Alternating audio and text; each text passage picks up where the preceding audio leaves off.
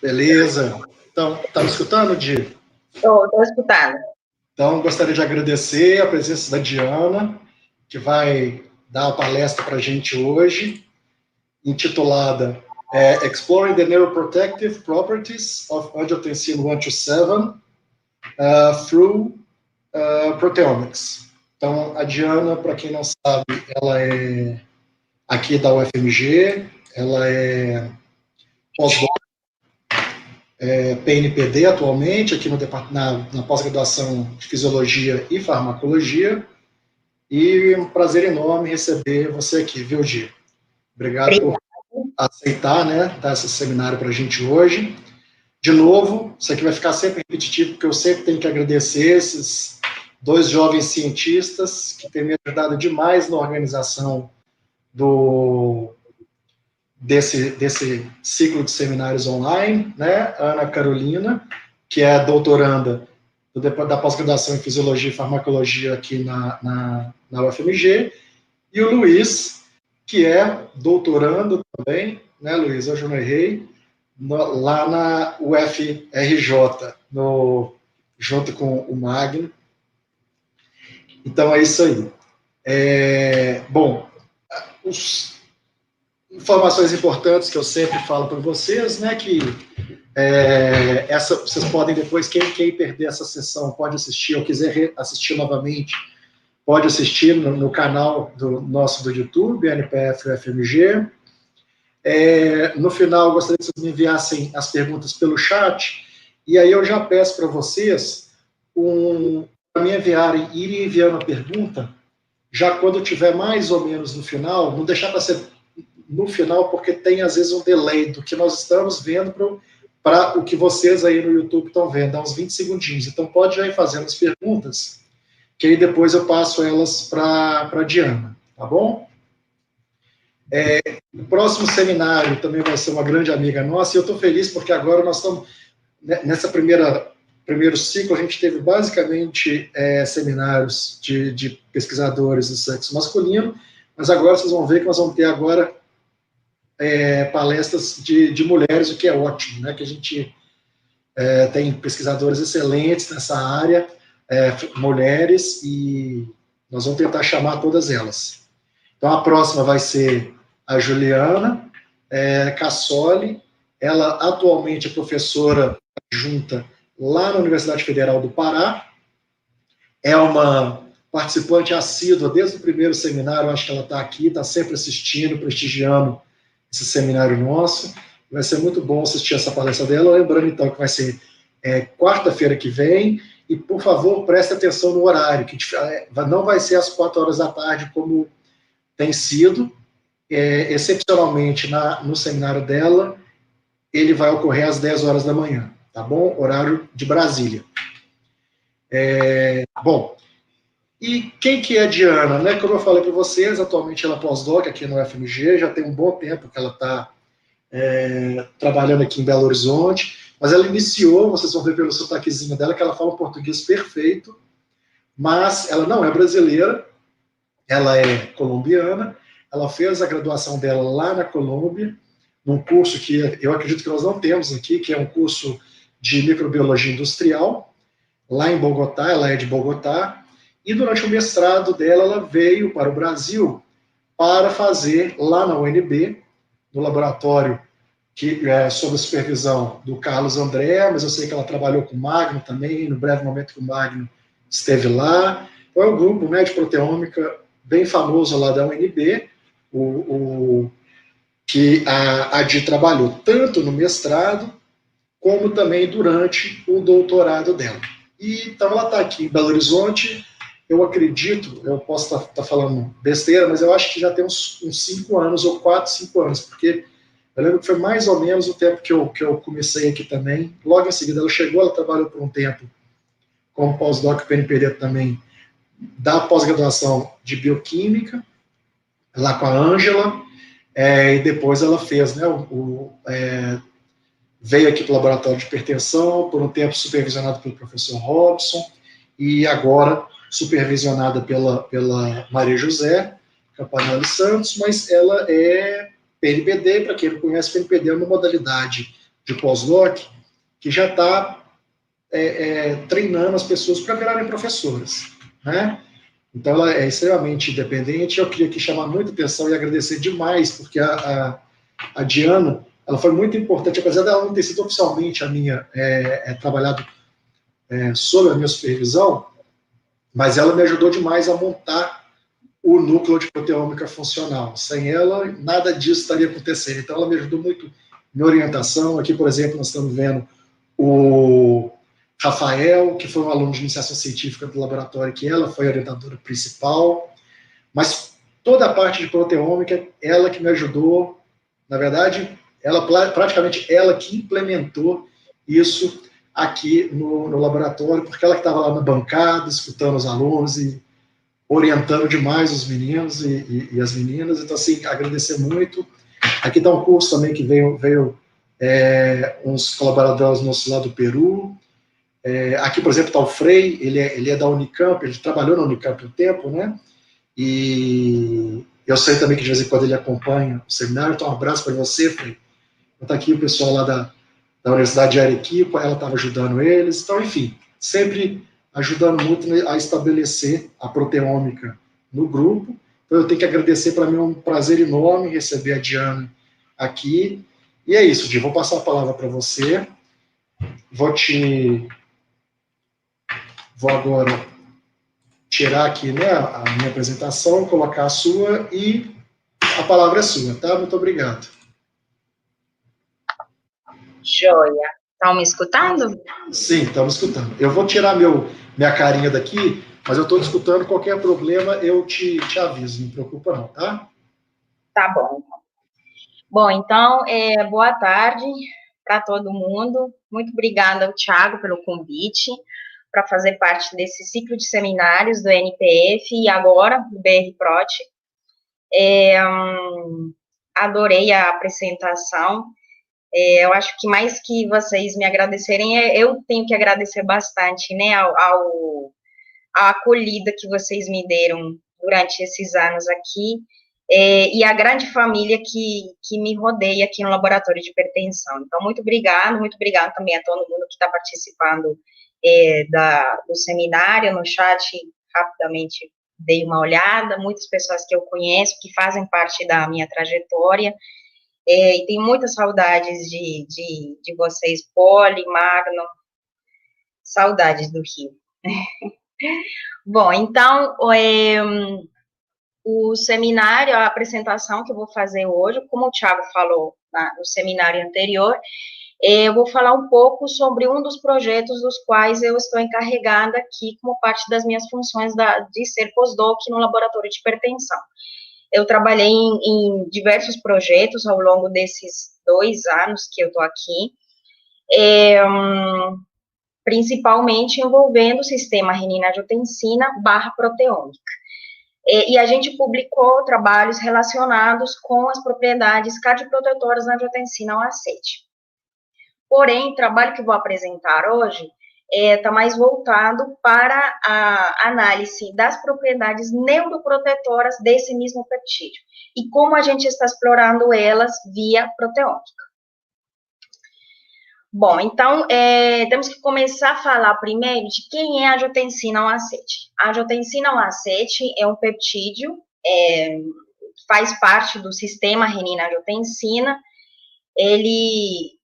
O sistema renina-angiotensina é um conjunto de peptídeos, de enzimas, de receptores, que tem diversas funções em diversos órgãos, mas que basicamente é responsável pela manutenção do equilíbrio eletrolítico e pressão arterial. Então, o sistema renina-angiotensina, ela tem um eixo clássico, né, porque foi o primeiro a ser descrito, cujo principal efetor é a angiotensina 2. A angiotensina 2, ela vem da clivagem que faz a ECA sobre a angiotensina 1, e ela desencadeia os seus efeitos via ligação aos receptores AT1 e AT2. No entanto, tem um chamado eixo contrarregulatório, que nada mais é do que um conjunto também de outros peptídeos que contrabalançam os efeitos pressores da ativação dos receptores AT1 e AT2. Então, dentro desses peptídeos do eixo contrarregulatório, o que tem mais relevância, o que é mais conhecido é a angiotensina 1-acete. A angiotensina 1-acete, ela tem a sua origem a partir da ação da ECA2 sobre a angiotensina 2, ou a partir da endopeptidase sobre a angiotensina 1. E ela cumpre os seus efeitos, os efeitos acontecem via ligação da angiotensina 1-acete ao receptor MAS. Bem, então, mas quais são esses efeitos que a angiotensina 1-acete contrabalança? Né? Então, a angiotensina 2, ela tem, como eu já falei, a ativação dos receptores AT1 e AT2 dispara diferentes processos que, embora tenham sido vistos ao longo desses anos como deletérios, também são importantes para a manutenção do funcionamento do organismo. Então, vasoconstrição, reabsorção de água e eletrolitos, resposta inflamatória, hipertrofia, hiperplásia, proliferação celular e estresse oxidativo. Mas, contrabalançando esses efeitos, está a ativação do eixo contrarregulatório da angiotensina 1-acete. Então, esse eixo contrarregulatório, ele é responsável pela ativação desse eixo, é responsável pela vasodilatação, diurese e natriurese, anti-inflamação, anti-hipertrofia, antiproliferação e antifibrose. Então, a angiotensina 1-acete, ela nada mais é do que um mecanismo de controle da angiotensina 2. Bem, e a angiotensina 1-acete, eu coloquei esse título aqui, de que o poder está dentro da gente, porque muitas vezes pesquisadores, nós temos um olhar, às vezes, muito precário para o nosso organismo, né? Estamos sempre à caça de moléculas, de substâncias, produtos na natureza, fungos, bactérias, mas poucas vezes olhamos para o que é produzido no nosso organismo. E eu acho isso muito incrível da angiotensina 1-acete. Ela tem um potencial farmacológico muito amplo. Então, como o Thiago mencionou no seminário que ele apresentou, ela desempenha um papel fundamental na cardioproteção, então, tem sido investigada como um agente no tratamento da hipertrofia, no tratamento do infarto e outras isquemias. Ela tem também, devido aos seus efeitos pró-resolutivos, ela tem sido utilizada ou tem sido avaliada em modelos de asma. E essa é uma linha de pesquisa muito forte aqui no laboratório, que também está sob a responsabilidade da professora Maria José Campagnoli. E, mais recentemente, está sendo proposta, né, está sendo testada no tratamento de pacientes com quadro grave de Covid-19. E também controla também a tumorogênese, então é algo interessante no tratamento de câncer, e ela está envolvida em processos de diferenciação celular, então é uma outra linha em que a angiotensina também pode ser útil. Participação também em disfunções metabólicas, né, então, por exemplo, a angiotensina 1-acete regula a produção de adipocinas no tecido adiposo, que estão relacionadas com obesidade mórbida, diabetes, e o uso inusitado da angiotensina 1-acete, o tratamento da alopecia. Esse produto aqui, o Santium, ele foi desenvolvido pelo professor Robson Santos, o PI aqui do nosso laboratório, e é uma solução capilar, cujo princípio ativo é a angiotensina 1-acete. Então, o leque em que ela tem ação é muito amplo, né? Então, isso é muito interessante. Mas, especificamente no cérebro, a angiotensina 1-acete, ela, na verdade, ela faz parte desse sistema renina-angiotensina que tem no cérebro também. Ele não é apenas locado em órgãos como coração, rim, mas no cérebro também tem um sistema renina-angiotensina local. Embora a existência dele tenha sido um pouco controversa, uma vez que renina, quantidades quantificáveis de renina não são detectadas no cérebro. Mas a proposta é que possa existir uma proteína, uma isoforma semelhante à renina, uma renina-like, no cérebro, que cumpriria esse papel da degradação do angiotensina G.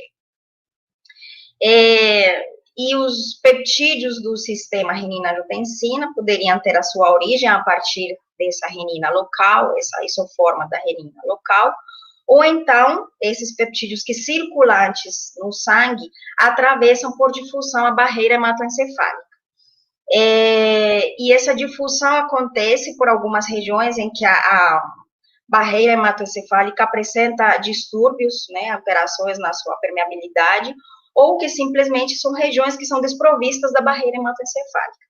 Então, atravessando a barreira hematoencefálica, pode estar a angiotensina 2, e no cérebro, por ação da ECA2, ela é convertida em angiotensina 1A7 e, via receptor MAS, desencadeia diversos efeitos. Bem, então, no cérebro, a angiotensina 1A7, ela foi descrita como um neuropeptídeo com atividades biológicas pela primeira vez em 1989, pela professora Maria José Campagnoli, e de lá para cá, muitas descobertas têm sido feitas e muitas outras propriedades têm sido apontadas para a angiotensina 1A7. Dentre esses, efeito ansiolítico, semelhante a ansiolítico, modulação da depressão, redução da resposta fisiológica ao estresse agudo emocional, aumento, indução da LTP, via ativação do receptor MAS, indução de alguns neurotransmissores, como dopamina e GABA, e atenuação nos níveis de hormônios relacionados com estresse.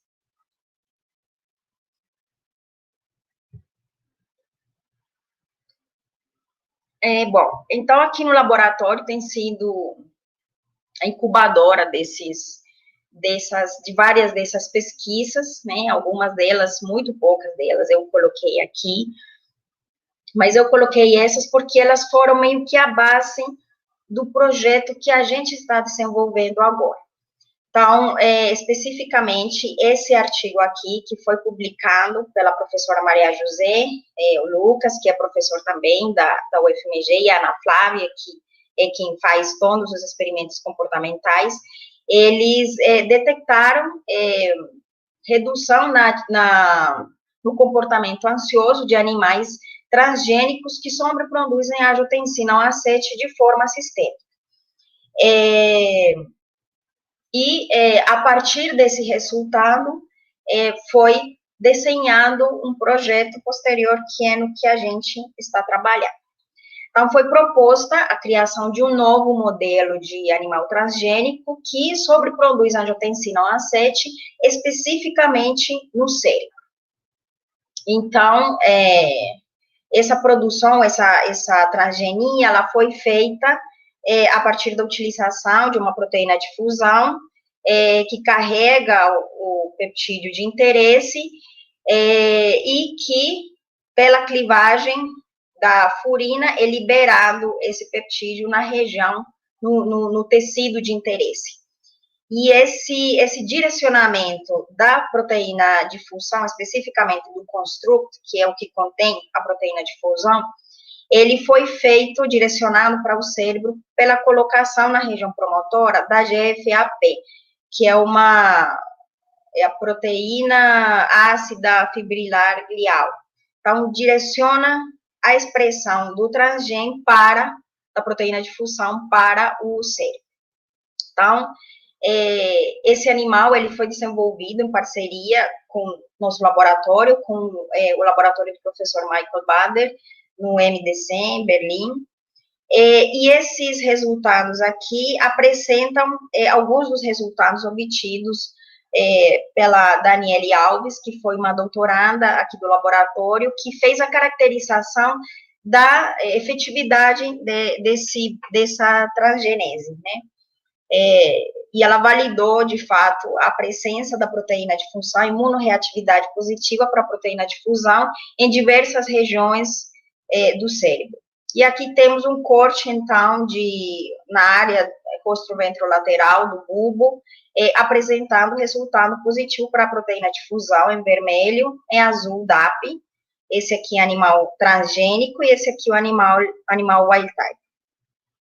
E foi feito também a análise de alguns parâmetros fisiológicos desse animal transgênico. E o que foi observado é que o animal apresenta menor pressão arterial, aumento do peptídeo natriurético atrial, que é um peptídeo secretado por cardiomiócitos para controlar, uma das funções é controlar a pressão arterial, e foi determinado também o aumento no fluxo sanguíneo em diferentes órgãos do animal.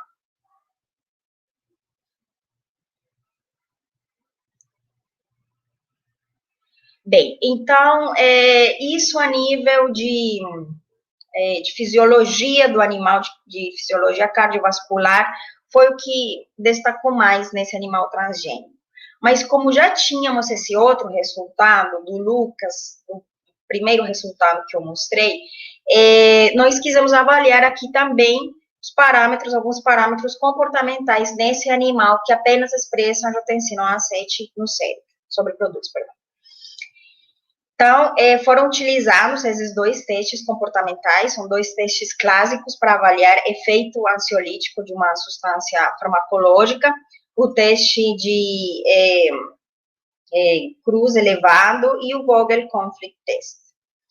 Então, o teste de Cruz elevado, vou explicar ele de forma rápida, consiste de um aparelho de 2 braços, 2 dos quais estão fechados e 2 dos quais estão expostos. E ele está elevado um pouco do chão. E o animal é colocado no centro desses braços, olhando para um dos braços abertos. E o tempo que o animal gasta explorando os braços abertos e o número de entradas que ele faz, tanto nos braços abertos quanto nos braços fechados, é registrado. Então, o que acontece? Nas condições padrões, o animal, um rato, ele vai ter mais aversão pelos espaços abertos e pela altura. Isso vai criar uma aversão, ele vai ficar, a tendência dele é a ficar mais tempo nos braços fechados, né, escondido. Só que, sob o efeito de uma substância ansiolítica, o animal lida melhor com esse estresse, então ele explora mais esses braços abertos e faz mais entradas nos braços. Então, isso é o que é avaliado, essa alteração. E o Vogel Conflict Test é um outro teste complementar, também muito utilizado para avaliar efeito ansiolítico de substâncias. Neste caso, o animal é privado de beber água algumas horas antes do experimento, 24, 48 horas antes, e depois ele é liberado para beber água por 3 minutos. Só que a cada 20 acessos à garrafa, cada 20 lambidinhas da garrafa, ele leva um choquezinho leve. E esse estímulo constante aversivo começa a estressar o animal. Então, a tendência é que o animal, nas condições padrões, ele para de beber, faz menos acessos conforme ele vai levando o choque.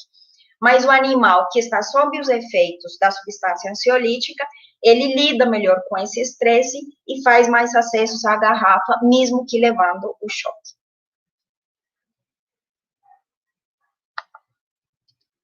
Bom, então os resultados, esse experimento, como eu falei, foi feito pela Ana Flávia, pelo Lucas.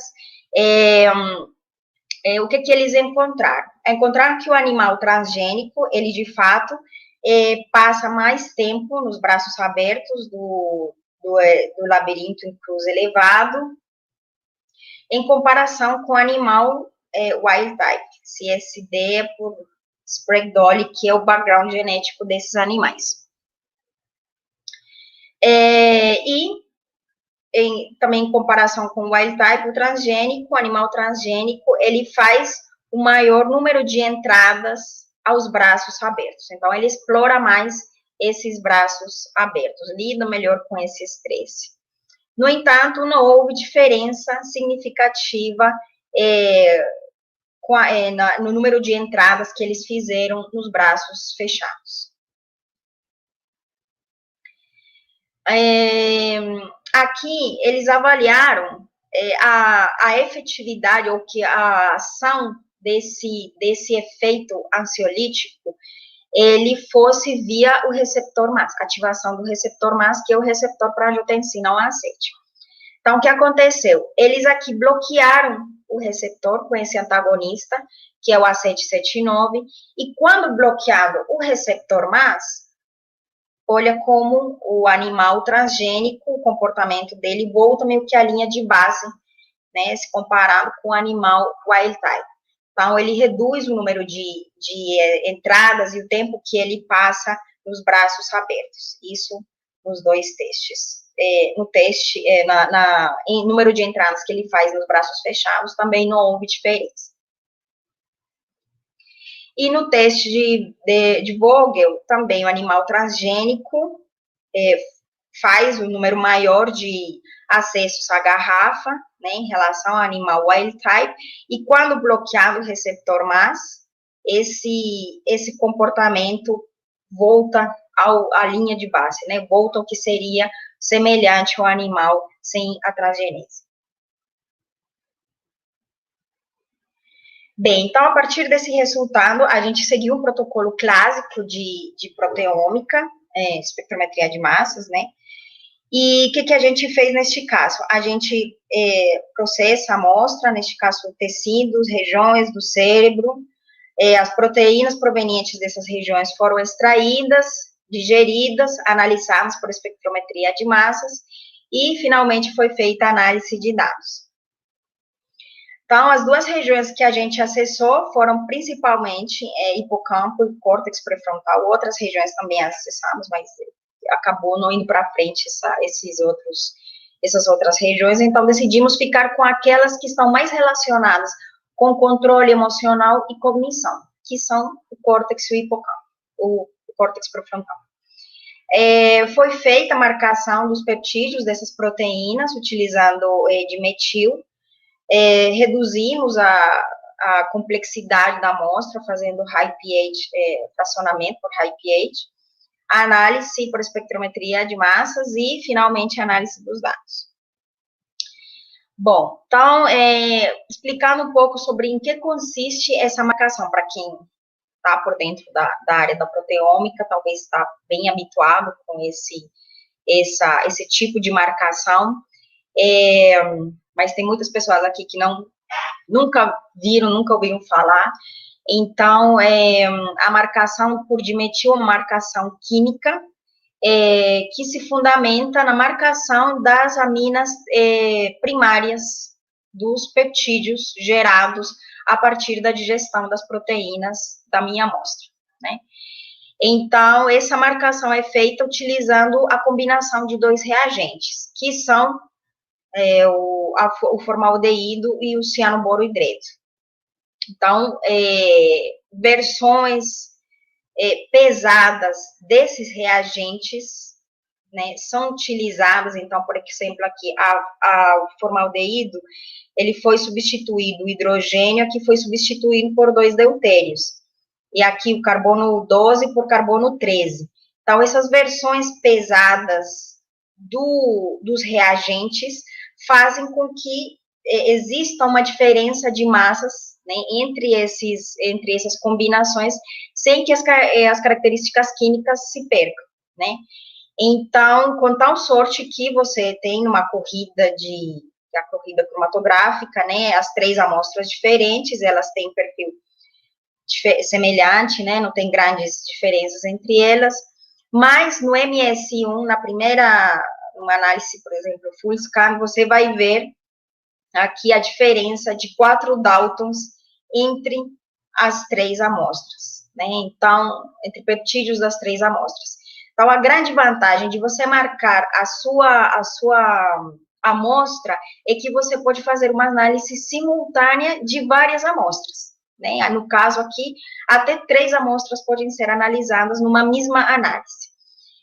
No caso, no meu experimento, eu tinha 2 amostras, animal transgênico e wild type.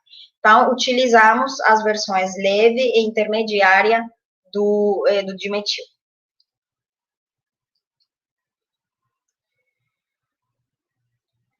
Bom, então, o resultado que a gente obteve no córtex pré-frontal, então aqui também vou explicar um pouco para quem ainda está aprendendo, está entendendo um pouco esses dados de proteômica. Esses gráficos, às vezes, parece que assustam um pouco a gente, mas não é nada demais. Isso aqui nada mais é do que um agrupamento dos dados das diferentes replicatas. Eu utilizei 5 réplicas biológicas, ou seja, 5 animais, e nada mais mostra do que um agrupamento dos dados. Uma coisa que sempre me chamou a atenção foi como o dado dos animais transgênicos fica bem próximo, enquanto que os do wild type se dispersam um pouco mais. Então, eles têm uma divergência maior do que no caso dos transgênicos, do animal transgênico. Isso sempre me chamou muito a atenção. E aqui, né, a normalização que a gente faz, um box plot, então mostra aqui a mediana dos valores, e aqui esses pontinhos fora da mediana desses quantiles aqui, acho que é o percentil que analisa, né, são os outliers de cada uma dessas réplicas, e aqui dá para ver claramente isso que eu falei. Olha como os animais transgênicos, eles têm esses outliers muito mais comprimidinhos do que o animal wild type, que apresenta mais distância entre os valores. E aqui a distribuição normal, após você fazer a normalização dos dados, você precisa verificar a distribuição, e que essa distribuição aconteça ao redor do zero, né? Então, isso aqui a gente viu claramente com esse histograma. Temos o vulcano, também uma figura que aqui os alunos ficam bastante assustados quando vem essa figura, mas também não explica, não é nada demais, é simplesmente uma figura que plota a análise estatística dos dados, né? Então, nós utilizamos dois parâmetros para determinar que uma proteína, ela é diferencialmente abundante em relação a um valor de referência. Neste caso, o meu valor de referência é o quê? O animal wild type. Então, neste quadrante superior, encontra-se as proteínas que foram upregulated, e nesse outro quadrante, né, negativo, as proteínas que foram downregulated no animal transgênico, quando comparado com esse B. Isso aqui é uma plotagem do fold change, né? Então, nada mais é do que uma razão. Então, a gente considera um threshold de, acho que é 0,58, aqui ele marca 0,6, mas na verdade é 0,58, que é o threshold que a gente considera, que eu considerei. E as vias que foram enriquecidas por esses elementos que foram regulados, diferencialmente abundantes no animal transgênico, então mostrou já coisas bem legais. Então, mostra que principalmente esse cluster aqui de bolinhas azuis, que espero vocês estejam enxergando bem, vias canônicas relacionadas com processos cognitivos, ativação de neurotransmissores, sinapse GABAérgica, dopaminérgica, serotoninérgica, enfim. E a relação também com algumas doenças neurodegenerativas, adição, né, a nicotina. Então, já mostrou uma coisa interessante aqui. E sempre tem também essas proteínas que fazem parte do metabolismo energético, glicólise, gliconeogênese, que também são enriquecidas, e eu preferi não concentrar muito a minha análise nesses dois clusters. Eu fiquei nesse cluster aqui maior, que me mostrou que a maioria desses elementos, dessas vias canônicas, compartilhavam elementos em comuns, né? Várias dessas vias, esse é um resultado extremamente redundante. Então, você encontra em várias dessas vias os mesmos elementos enriquecendo. Então,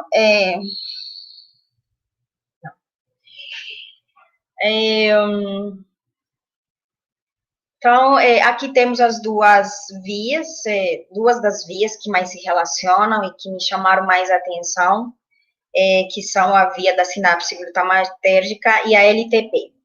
Então, a LTP é um tipo de plasticidade neural que basicamente se fundamenta no robustecimento da transmissão de sinais por uma estimulação constante dos terminais pré-sinápticos.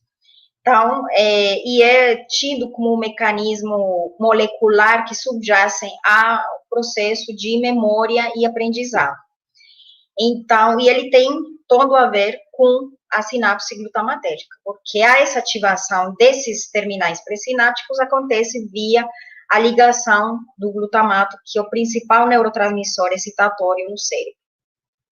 E a gente encontrou vários desses receptores identificados como, vamos dizer assim, eles foram weak upregulated, não foram necessariamente upregulated quando considerado o threshold de 0,58, mas esses três elementos aqui, a MAP3 quinase, o receptor glutamatérgico 4 e esse aqui, uma PKA, eles foram upregulated de fato, né, strong upregulated nessa análise no córtex pré-frontal. Então, aqui eu destaquei em vermelho esses elementos aqui para as duas vias, né, elas, como eu te falei, compartilham vários desses elementos, e embora eles não tenham sido todos necessariamente up,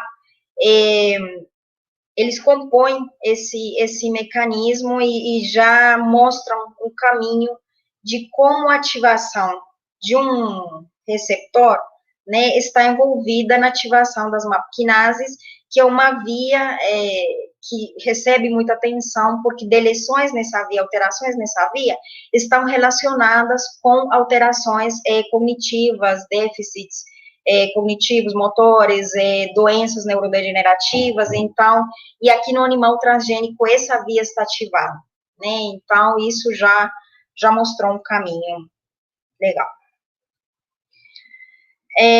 Outras proteínas que também foram identificadas no córtex pré-frontal e que, embora não tenham enriquecido necessariamente uma via canônica, mas sim um processo biológico, neste caso, a mielinização, foram as proteínas da mielina, da bainha da mielina.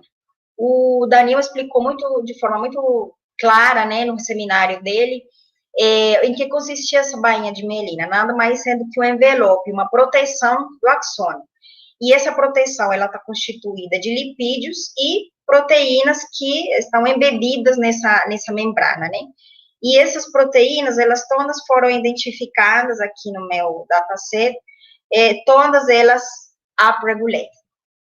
Então, mostra também explicaria um pouco por que esses animais lidaram melhor com o estresse nos experimentos comportamentais. Uma vez que a integridade da bainha de mielina é fundamental para a transmissão sináptica.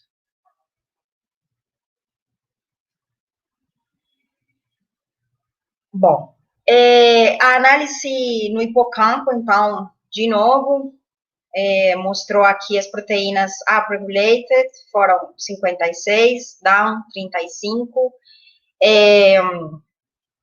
isso basicamente, aqui os dados tiveram, de novo, uma distribuição, como eu falei, o grupo transgênico ficou mais agrupado do que os dados do grupo wild type. E as vias que foram enriquecidas, nesse caso, estão também relacionadas com processos de cognição, né, LTP, LDP, sinapse colinérgica, né, mas também tinha esses tópicos de doenças neurodegenerativas. Bom, e aqui mostrou, de novo, algumas dessas vias canônicas, entre elas, aqui mais, bom, tinha de novo a LTP, aqui de novo a MAP3 quinase aumentada, a calmodulina também aumentada, especificamente no hipocampo, que eu achei interessante, porque no córtex pré-frontal ela foi identificada, mas não necessariamente ativada. Mas o LTP, ele tem grande relevância no hipocampo, então, e aqui a comodulina já foi aumentada. Mas essa via aqui descrita para ALS, né, então, uma doença neurodegenerativa, e esses elementos dessa via constituem principalmente os neurofilamentos. Então, neurofilamentos são filamentos intermediários, e existem 4 subunidades desses filamentos intermediários, né? A alfa-internexina, neurofilamento leve, médio e pesado, e todos eles identificados como upregulated no animal transgênico. Então, mostrando de novo, mais uma vez, que a manutenção da integridade dessa sinapse importante em processos que provavelmente explicariam essa melhora ou essa condição de efeito ansiolítico, né, ansiolítico-like da angiotensina 1-aceite.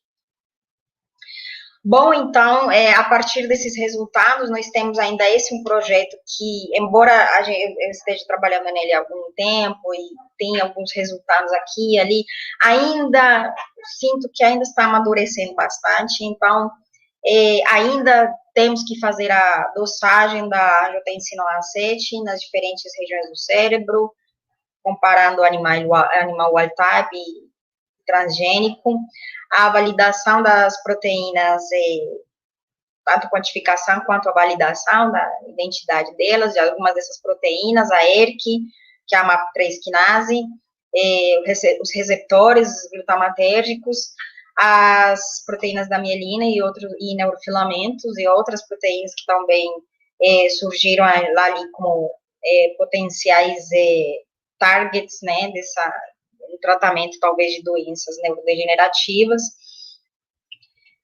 uma vez que foram enriquecidas vias relacionadas com LTP, talvez avaliar a eletrofisiologia desses animais, e fazer outros testes comportamentais que validem esses resultados, né?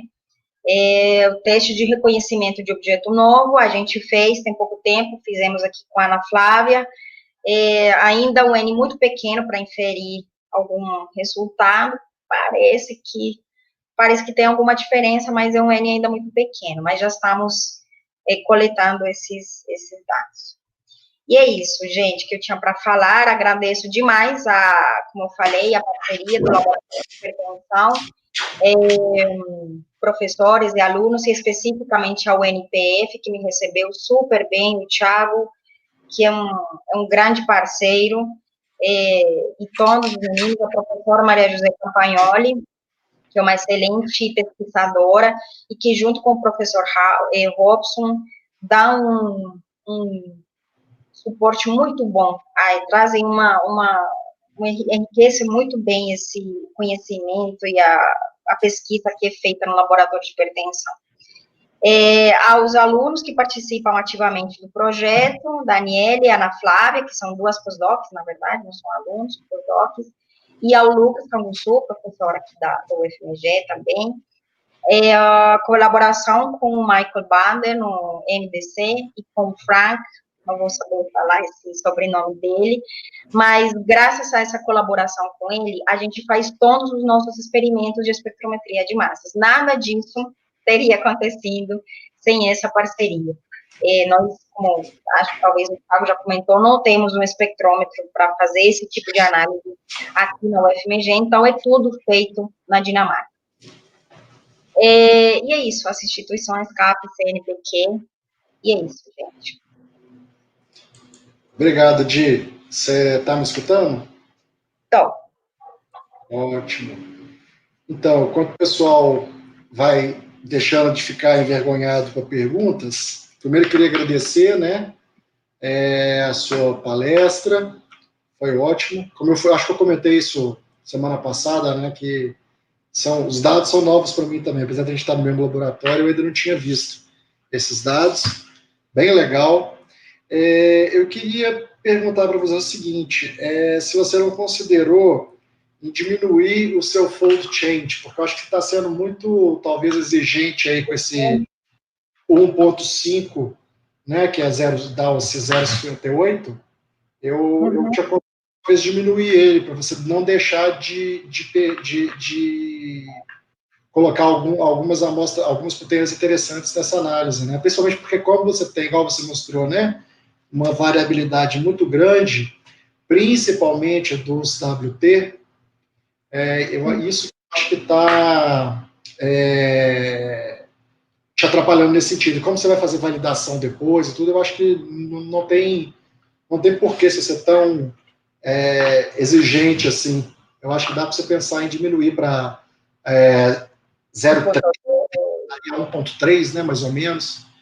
Eu acho que dá para você fazer isso, tá? Com isso, assim, não tem muito o que é certo e o que é errado, né? Tem vários trabalhos que apresentam, inclusive não aplicam pole change, eles apresentam só um threshold, então qualquer valor positivo é up, qualquer valor negativo é down. E aí, bom, mas assim, é uma sugestão, cheguei a pensar também nisso. Isso aqui é o filé mignon, como o Magno me ensinou isso, o filé mignon do negócio.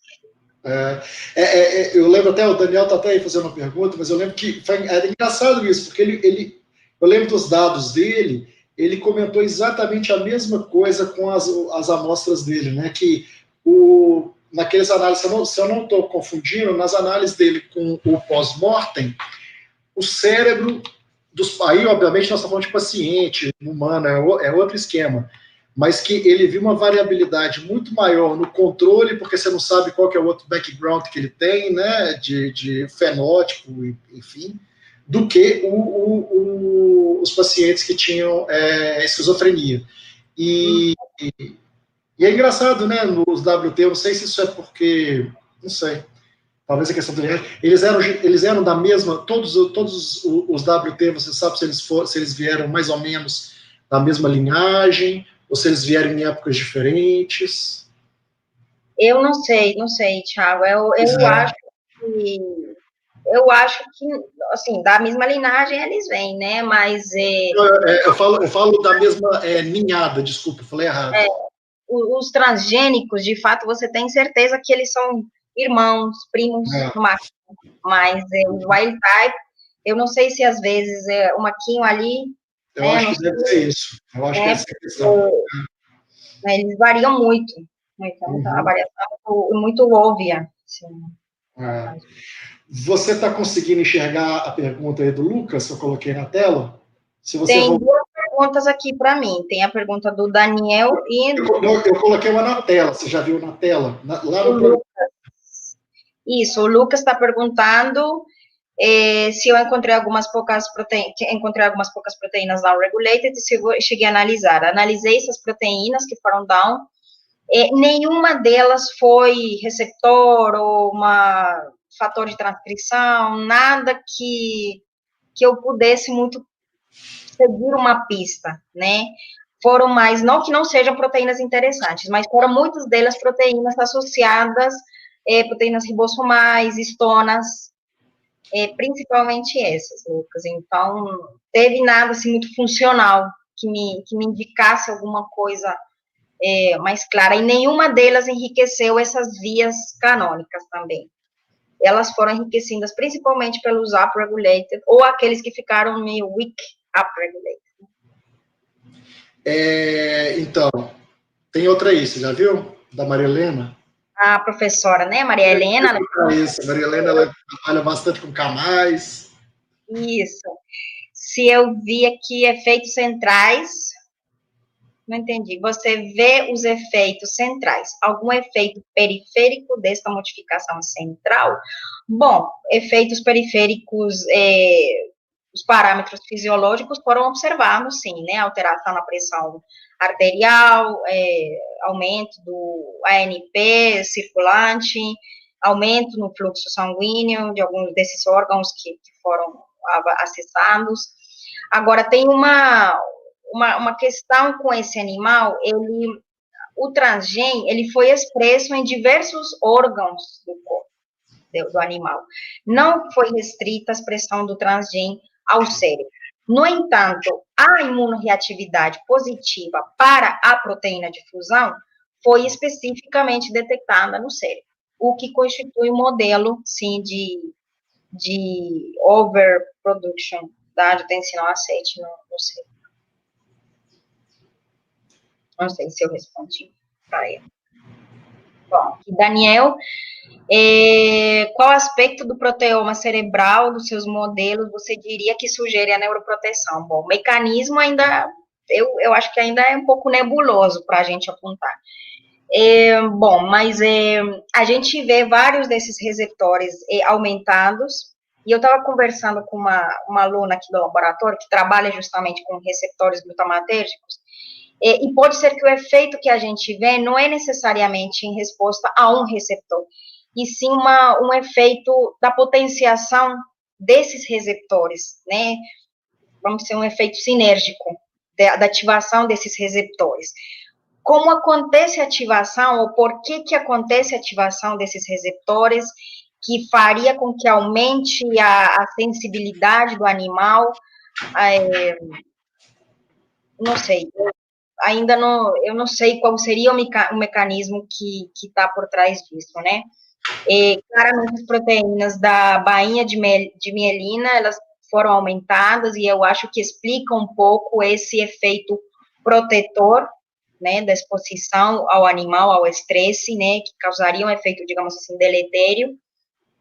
No entanto, eu acho que para a gente bater o martelo de falar que, de fato, isso via essas proteínas, nós teríamos que submeter, talvez, o animal a um protocolo de uma exposição mais agressiva, um estresse agudo, algo que causasse uma deleção maior no animal e que efetivamente fosse controlado pela angiotensina A7. Mas o mecanismo, se alguém souber, a gente ainda está, né, estamos correndo atrás. Essa aqui é a grande questão dos dados de proteômica. Acho que com o Thiago a gente sempre tem essa discussão, sempre mostram resultados muito legais, mas você cravar o mecanismo é muito difícil. A gente abre uma série de hipóteses e fechar alguma é difícil, mas eu acho que talvez esteja nessa expressão, aumento na expressão desses receptores glutamatérgicos.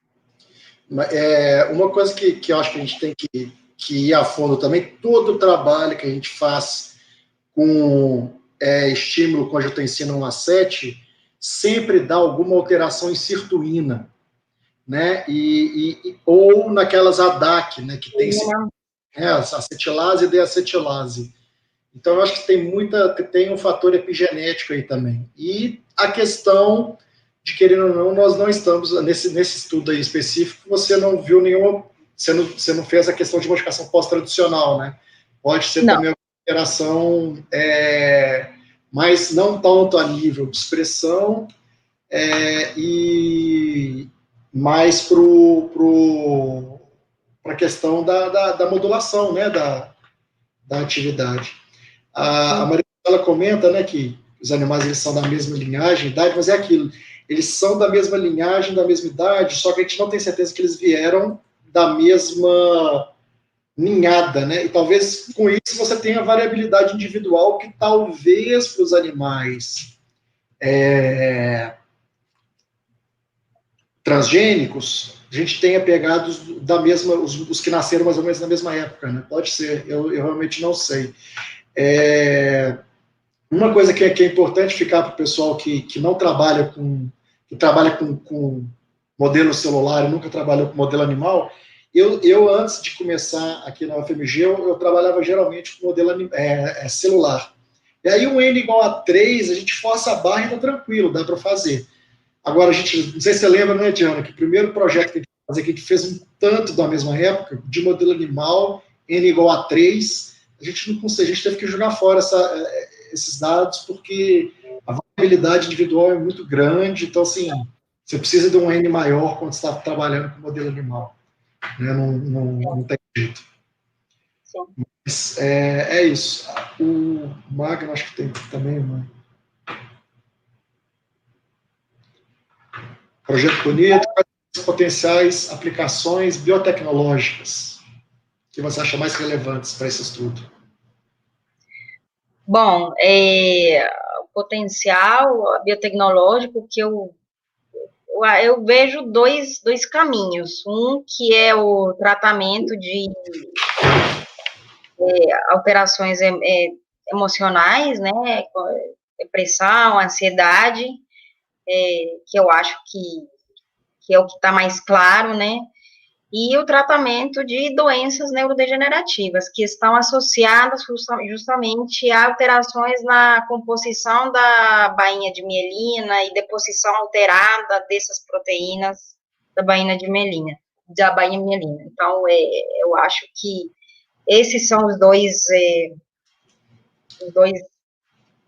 nortes, talvez, né, aponta para essas duas vias, embora isso aqui é um trabalho de pesquisa básica, né, estamos longe ainda de ter a efetividade clínica desse angiotensinal aceite para isso, né.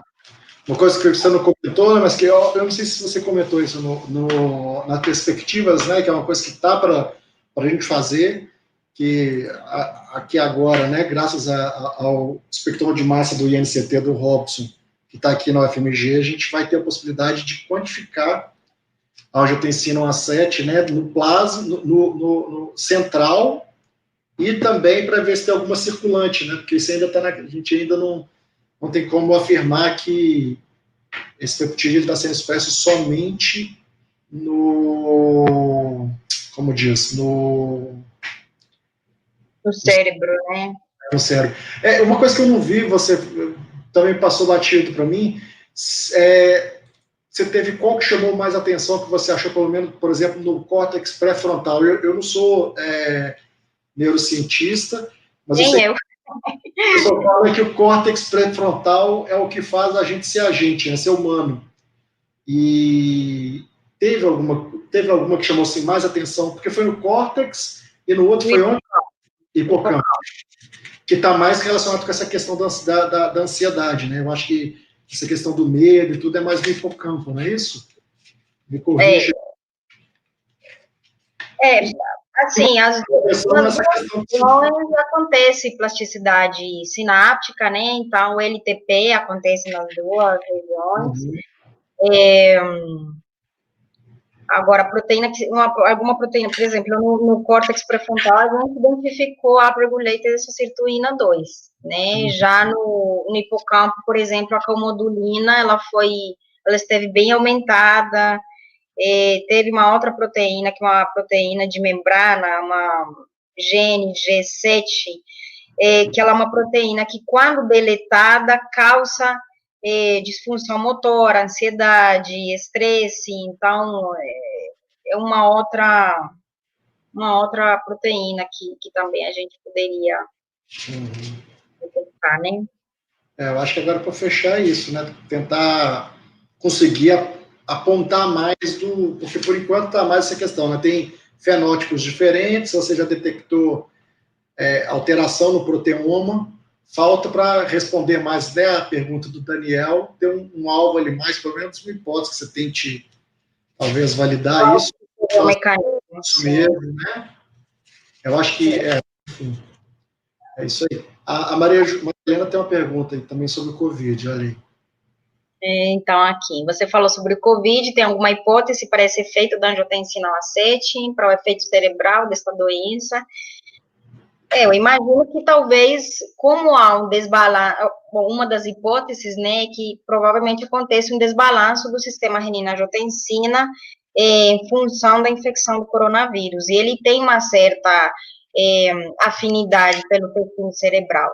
Então, a reposição da angiotensina A7, esse tratamento, por exemplo, que o professor Robson está testando agora, eu não sei se é possível avaliar em algum caso específico, em algum paciente que já tenha alguma alteração a nível central, se ele já tem, ou se é possível correlacionar se a administração da angiotensina, a complementação da angiotensina ao ACET, melhoraria essa condição, produto da infecção com o coronavírus, né?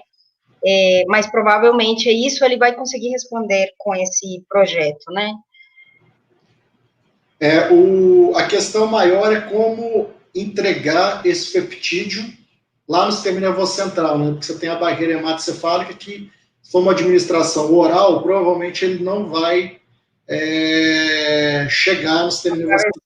Eu não sei, não sei se a Maria já está ainda aí, eu não sei se, por exemplo, esse teste é nasal, e aí vir, né, com alguma formulação, porque, por exemplo, eu sei que tem estudos, né, que o pessoal usa, porque a angiotensina 7, como eu mostrei, ela protege o tecido. Então, tem vários estudos mostrando que ela melhora, no caso, por exemplo, do acidente vascular cerebral, ou encefálico, né? E melhora muito, mas porque quando você tem essa doença, você acaba alterando a permeabilidade da barreira hematocefálica, principalmente nesse local, né, do acidente cerebral, vascular, e com isso ela chega lá. Agora, o problema, né, de tratamento, principalmente peptídeo, pensando no peptídeo para tratamento do sistema nervoso central, é essa questão, né, como ultrapassar a barreira. Bom, apesar que eu acho que, por exemplo, se a angiotensina 2 atravessa a barreira hematoencefálica, a angiotensina 1 a 7 também deve atravessar, né? Então, sim, ainda mais nessa condição de que a barreira pode estar, a permeabilidade dela pode estar comprometida, pode ser que porque eu sei direto, como você falou, talvez seja mais. Uhum. Aqui, ó, a Maria José respondeu. A 7 incluída em BCD intranasal poderia ser uma opção. Ou ativação de ECA2, exato, né? Porque pode, eu não sei se tem uma molécula, né, que é um ativador de ECA2, que é o que ele diz. Eu, por exemplo, não sei a estrutura dele, eu não sei se ele passa, né, na barreira. Mas sim, é uma opção. Obrigado, Maria José. Mas é isso. Tem mais aqui, ó. Maria Helena. E ele te perguntou também sobre administração nasal. Só que eu respondi. Na verdade, eu respondi, né, Maria Helena? Eu cheguei com outra pergunta, porque eu realmente não sei. Mas como a Maria José colocou, né, tem essa opção entrar na ação, que é bem legal. Mas eu acho que esse estudo, assim, é legal que ele tem tanto a questão básica, né, da gente entender melhor o mecanismo desse sistema, né, a pesquisa básica, como no caso também é aplicada. Abre muitas portas. Bem legal. Mas eu acho que é isso. Eu não sei se acho que o pessoal não fez. Acho que eu não passei por nenhuma pergunta que eu leio. Mas eu acho que é isso, Di. Então, te agradecer demais por esses anos, né, já de convivência, o tanto que você ajudou ao trabalho aqui no laboratório, tanto para mim como para o Maria José, para o Robson. Você é uma pessoa que se envolve em todos os projetos, está sempre ajudando. Acho que os alunos têm um grande exemplo em você também. Então é isso. Te agradecer muito por ter participado.